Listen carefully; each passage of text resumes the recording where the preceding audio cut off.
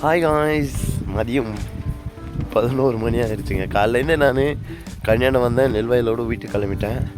So இப்போ தான் வேர்க்கடலை செடியான போகிறேன். எதுக்கு காலையிலேருந்து வந்தேன் போயிட்டேன்னு பார்த்தீங்கன்னா, கொஞ்சம் பிடிஓ ஆஃபீஸ் வரையும் போகிற வேலை இருந்துச்சுங்க. உயிர் உரங்கள், வேர்க்கடலை செடிக்கு வந்து உயிர் உரங்கள் கொஞ்சம் மானிய விலையில் கிடைக்குன்றதுனால நான் பிடிஓ ஆஃபீஸ் வரலாம் போயிட்டு வர்றதுனால வேர்க்கடலை செடியான போகலாம். உயிர் உரங்கள் என்னென்னன்றதை வீட்டில் போயிட்டு நான் காட்டுறேன், அப்படி இல்லைனா போட சொல்ல கூட காட்டுறேன். எதுக்கு இந்த மாதிரி உயிர் உரம் அப்படின்னு கேட்டிங்கன்னா, நம்மளுக்கு காசு கொஞ்சம் கம்மியாக இருக்குது.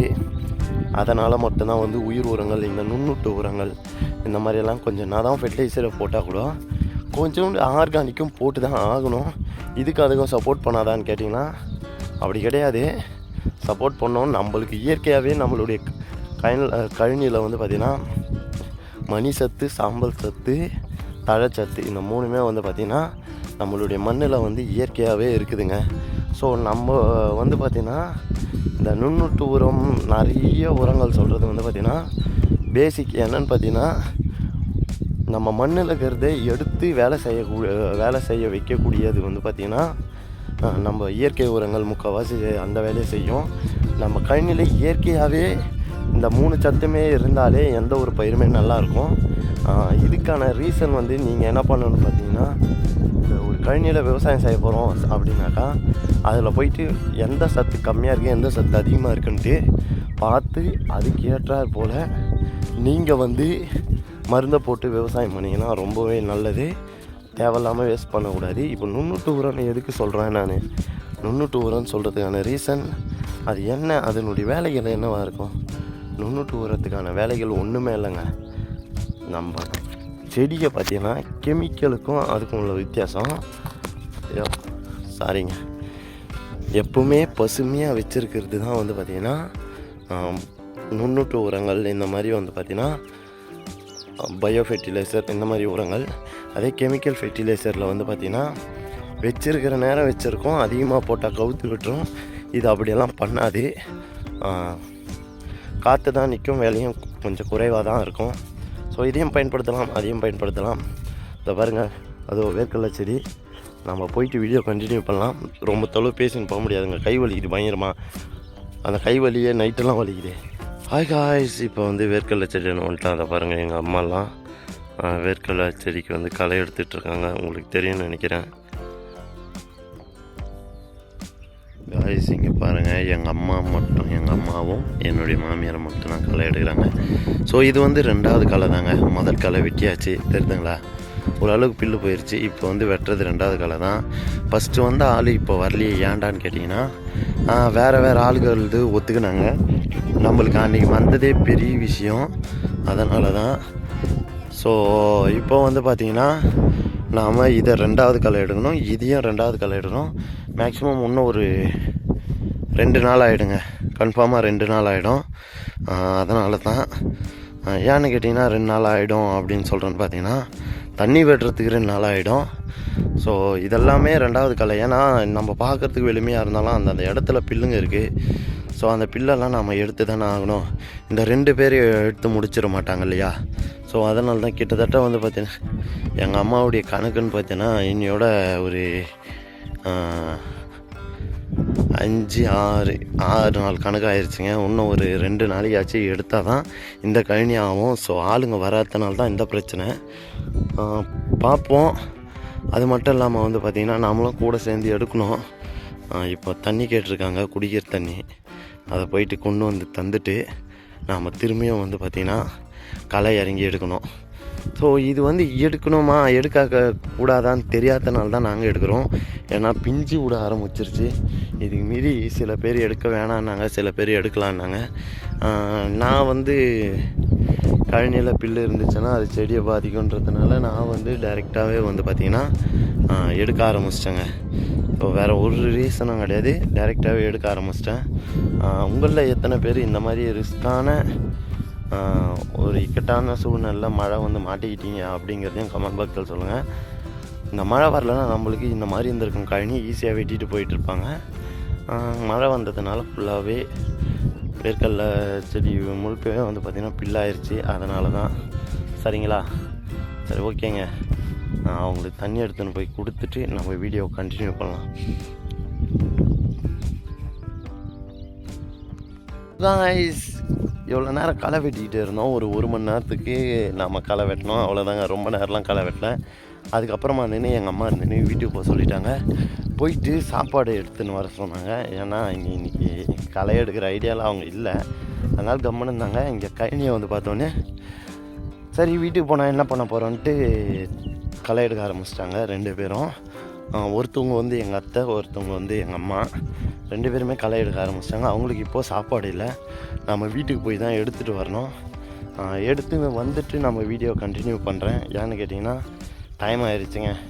டைம் 1 மணி பக்கமாக ஆயிடுச்சு. அவங்களுக்கு போய் சாப்பாடு எடுத்து கொடுக்கணும். வெயிலில் இருக்காங்க, சரியான வெயில்.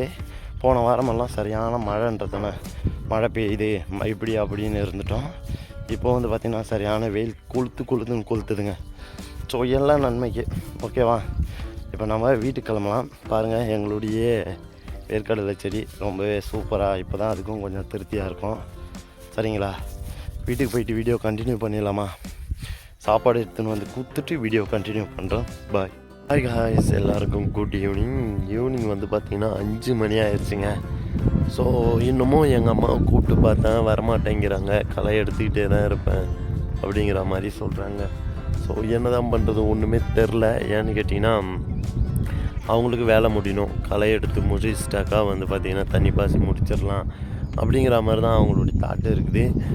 பட் இருந்தாலும் பாருங்கள், மழை பெஞ்சு விட்டு இது வந்து எள்ளுச்செடிலாம் எவ்வளோ ஹைட்டு இருக்குது பாருங்கள்.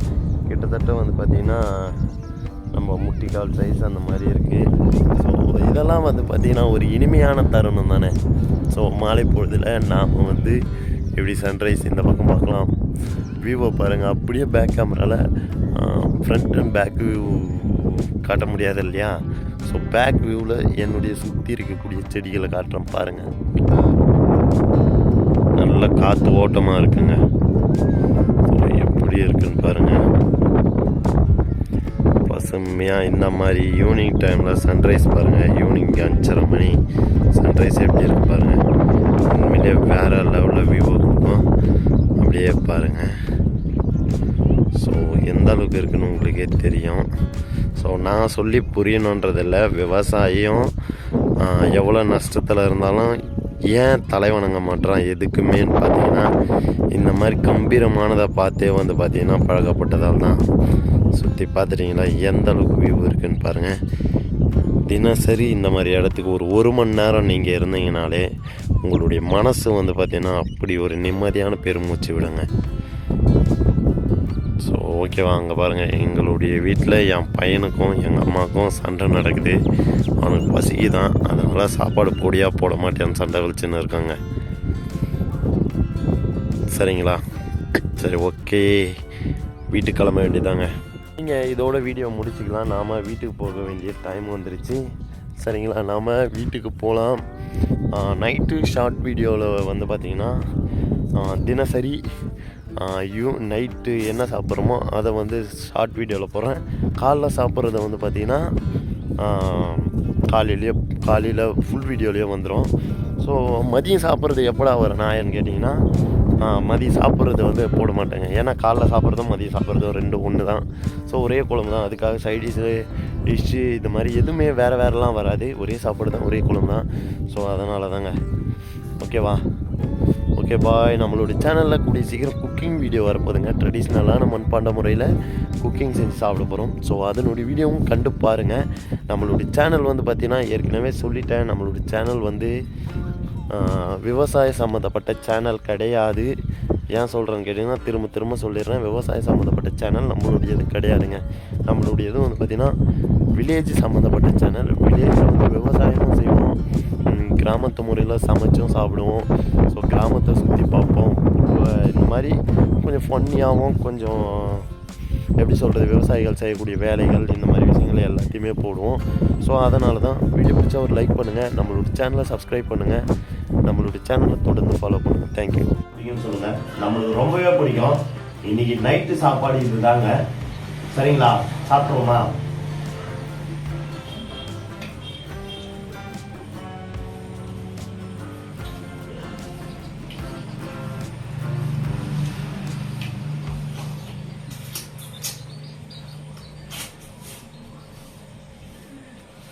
இந்த மாதிரி மீன் கிடைக்கிறதுக்கான காரணம் என்னன்னு பார்த்தீங்கன்னா ரேட்டு கொஞ்சம் கம்மியாகும். நம்ம ஊர் பக்கத்தில் தான் பழவேற்காடு மார்க்கெட் இருக்குங்க. அதனால தான் வந்து பார்த்தீங்கன்னா ரேட்டு ரொம்ப கம்மியாக இருக்குது. ஸோ ஒரு 10 கிலோமீட்டர் 12 கிலோமீட்டர் டிஸ்டன்ஸ் தான் இருக்குது. எனக்கு இட்லியும் மீன் குழம்பு தான். இந்த மாதிரி சாப்பிட சொல்ல நமக்கு ஒரு பாட்டு ஞாபகம் வரும். இந்த பொறப்பு